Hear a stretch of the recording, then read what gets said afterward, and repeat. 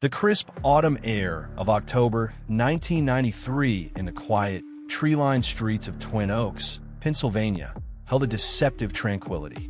It was the kind of town where porch lights flickered on at dusk, where children rode bikes freely until the streetlights hummed to life, and where everyone knew everyone, or at least knew of everyone. This was especially true for someone like Officer David Peterson, a pillar of the community, a familiar, reassuring presence in his patrol car.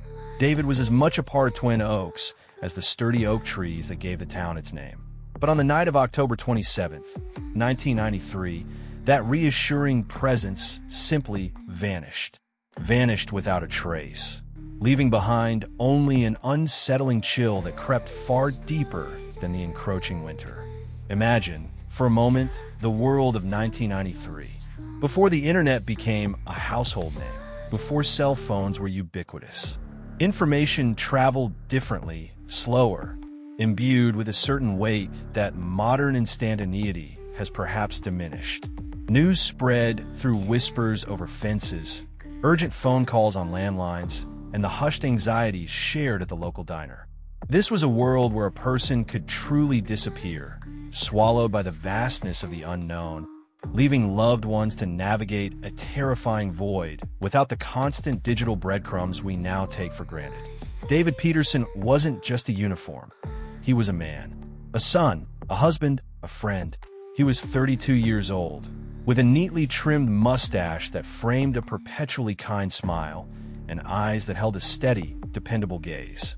He had a quiet humor, a penchant for meticulously organizing his garage tools, and an unwavering dedication to his community. His wife, Sarah, often teased him about his love for classic rock and his insistence on always having a freshly brewed pot of coffee ready, even if he was the only one drinking it. Their home, a modest two-story colonial on Elm Street, was filled with the warmth of their shared life. The scent of Sarah's baking, the murmur of the television, the comfortable rhythm of a couple building a future together. David's dream wasn't grand or ambitious in the corporate sense. It was simple, profound.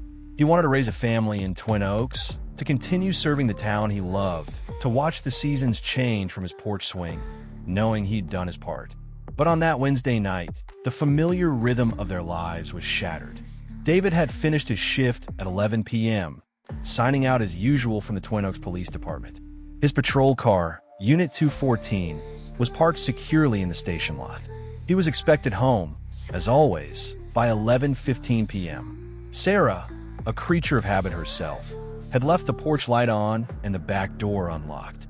She drifted off to sleep around midnight, assuming David had come in quietly, perhaps not wanting to disturb her. It wasn't until the harsh, unforgiving light of morning, when she reached for him in their bed and found only an empty space, that the first tendrils of panic began to coil in her stomach. For those of you tuning in, welcome to another deep dive into the unsettling corners of true crime.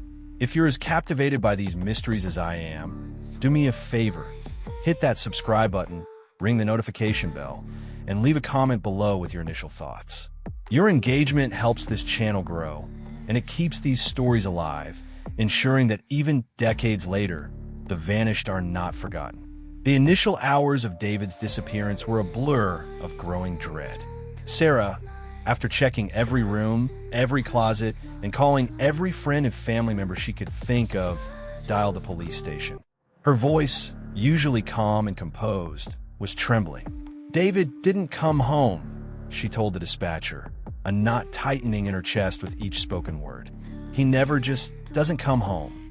The dispatcher, accustomed to routine calls, initially suggested David might have simply gone out with friends after his shift, or perhaps had an unexpected late-night errand. But Sarah knew David. He was meticulous, predictable, and deeply devoted. He would never leave her worrying. The Twin Oaks Police Department, a small force of only 12 officers, was David's second family. Sergeant Miller, a grizzled veteran with a deep respect for David, took the call personally. He immediately dispatched 2 officers to the Peterson residence. Their initial sweep of the house and surrounding property yielded nothing. No signs of forced entry, no struggle, no note. David's wallet, keys, and personal belongings were all accounted for, sitting on his dresser where he always left them before his shift. It was as if he had simply walked out. But where? And why? The first 24 hours morphed into 48, then 72. The search expanded. Local woods were scoured, reservoirs dragged, and every back road and forgotten path around Twin Oaks was meticulously searched.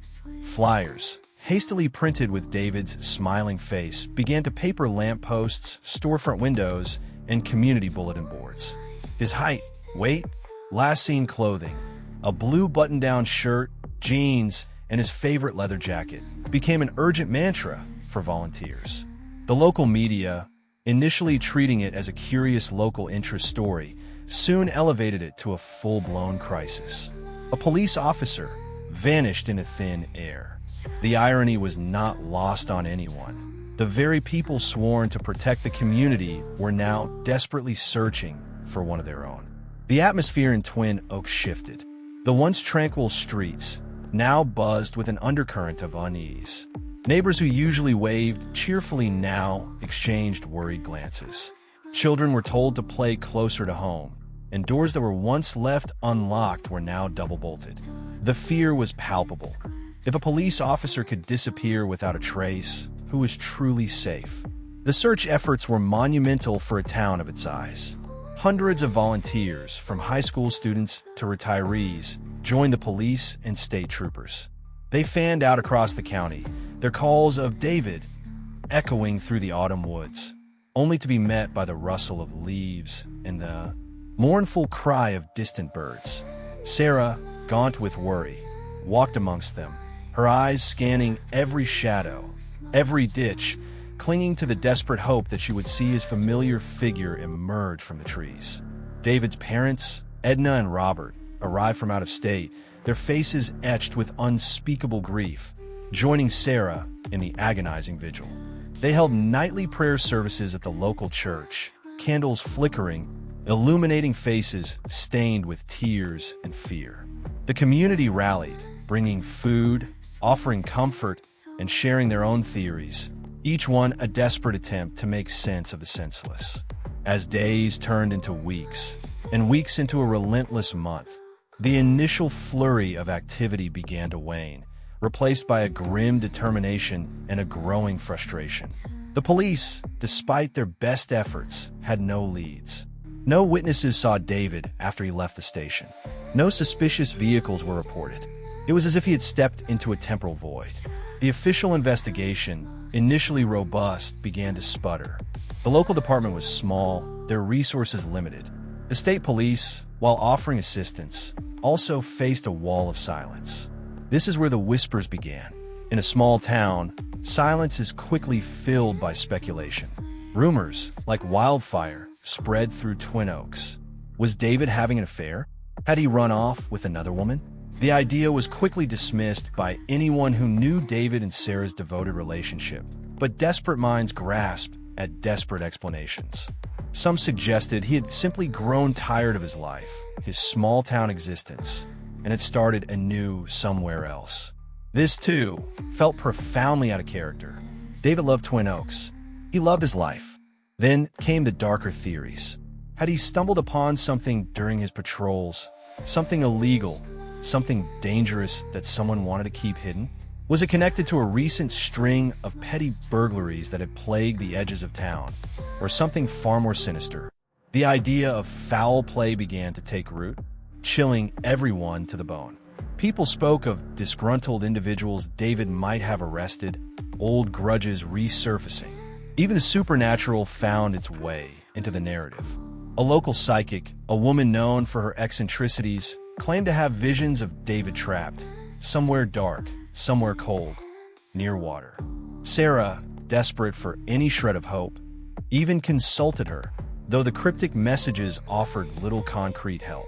The frustration of the family grew exponentially. They felt dismissed, unheard. Sarah recalled one detective, his face weary, suggesting David might have simply chosen to disappear, perhaps to escape gambling debts or some hidden scandal. The implication was a cruel blow, an insult to David's character and a dismissal of Sarah's agonizing reality. "He would never do that to me," she insisted, her voice raw with indignation. "He would never leave me to worry like this." The family's pain was compounded by the institutional inertia they faced. Police reports were filed, interviews conducted, but without any new evidence, the case gradually cooled.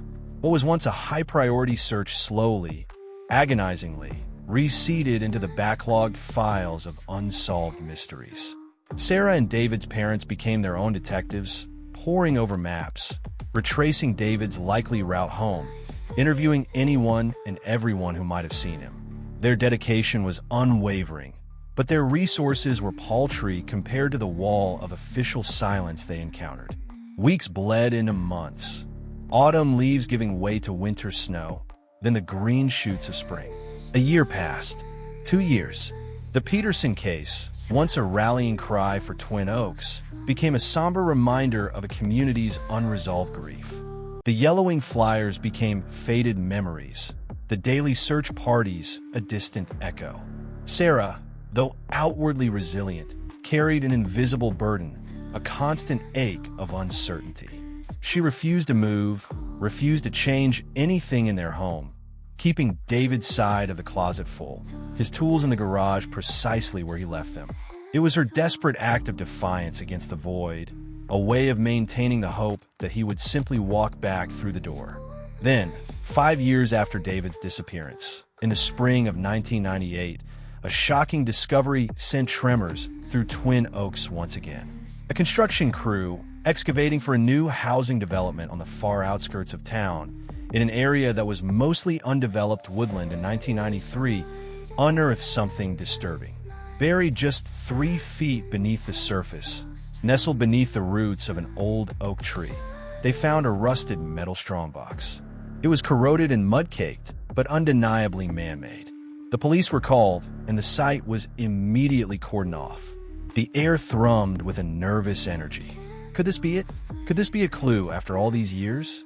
Sergeant Miller, now close to retirement, was among the first officers on the scene. His heart pounded with a mix of dread and anticipation.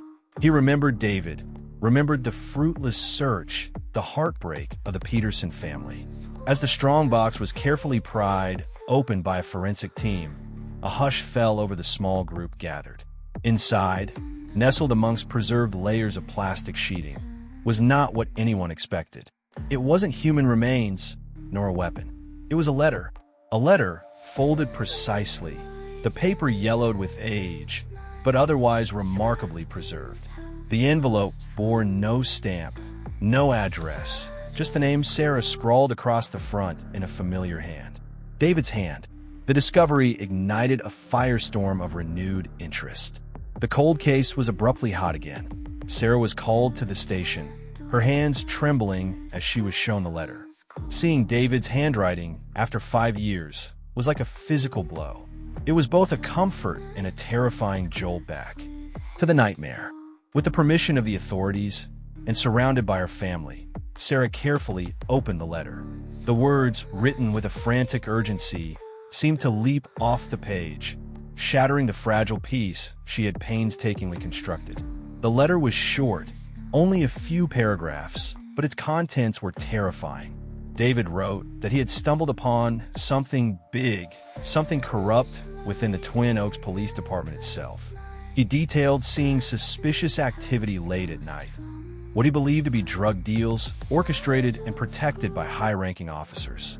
He spoke of being followed, of subtle threats, of a chilling realization that he was an outsider, a witness to something he was not meant to see. He wrote that he had gathered evidence, small pieces, enough to confirm his suspicions, but not enough to go public without putting himself in extreme danger. The letter concluded with a desperate plea. "If you're reading this, Sarah, I'm already gone. They found out I knew. Don't look for me. They'll come for you too. This is bigger than anyone knows. Trust no one. Expose them." The implications were staggering. David hadn't run away. He hadn't been an accident victim. He had been silenced, and not by some random criminal, but by the very institution he served. The letter, discovered years later, wasn't just a message from the dead. It was an accusation, a warning, and a chilling testament to institutional corruption. The Twin Oaks Police Department was thrown into turmoil. The letter sparked an immediate, albeit reluctant, internal investigation, quickly taken over by state and federal authorities due to the sensitive nature of the accusations. Every officer who had been on the force in 1993, especially those in leadership positions, came under intense scrutiny. The community reacted with a mix of outrage and profound betrayal. The very protectors they had trusted were now suspected of heinous crimes, potentially covering up the disappearance and presumed murder of one of their own. But the investigation quickly hit roadblocks. Key files from 1993 related to the initial Peterson disappearance were inexplicably missing from the department's archives. Computer logs from that era were either incomplete or had been purged. Witnesses from 5 years prior had moved away, their memories faded. The evidence David claimed to have collected was never found. It was a classic case of too little, too late, with the perpetrators having had years to meticulously cover their tracks. The official response was guarded. While acknowledging the gravity of the letter, authorities also cast doubt on its veracity. They suggested it could be a fabricated attempt to deflect from David's own potential misdeeds, or even a tragically misguided attempt to explain a voluntary disappearance. This was a bitter pill for Sarah and her family to swallow. They knew David. They knew his unwavering moral compass. The letter, to them, was undeniably true. The family's fight intensified. Armed with David's letter, they became relentless advocates, demanding answers, refusing to let the case be swept under the rug again. They held press conferences, appeared on national news programs, their voices filled with a righteous anger that resonated with a public increasingly wary of institutional corruption. The national media picked up the story. A vanishing police officer, a posthumous letter accusing his own department of corruption, missing files. It was a recipe for a scandal of epic proportions. However, despite the pressure, concrete evidence remained elusive. No bodies were found. No direct confessions were elicited. The official investigation concluded, after several months, with a statement citing insufficient evidence to pursue charges against any specific officers. It was a devastating blow, a second injustice piled upon the first. The truth, it seemed, was buried deeper than the strongbox itself. The implications of a police cover-up, however, lingered like a toxic cloud over Twin Oaks. Many residents, their faith in local law enforcement shattered, believed the worst. The department itself suffered, its reputation irrevocably tarnished. Officer David Peterson, once a symbol of trust, became a ghost haunting the corridors of the station. His silence a louder accusation than any spoken word. Decades passed. Sarah Peterson, now a woman in her late 50s, never remarried. She dedicated her life to keeping David's memory alive and fighting for justice. Every year on October 27th, she would place a single white rose on David's empty grave marker at the Twin Oaks Cemetery, a silent vigil to a life tragically cut short and a truth cruelly denied. David's parents, Edna and Robert, passed away without ever knowing the full story, their hearts heavy with the unanswered questions of their son's fate. The Peterson family's lives were irrevocably marked by the tragedy. Holidays were tinged with sadness, milestones celebrated with an empty chair at the table.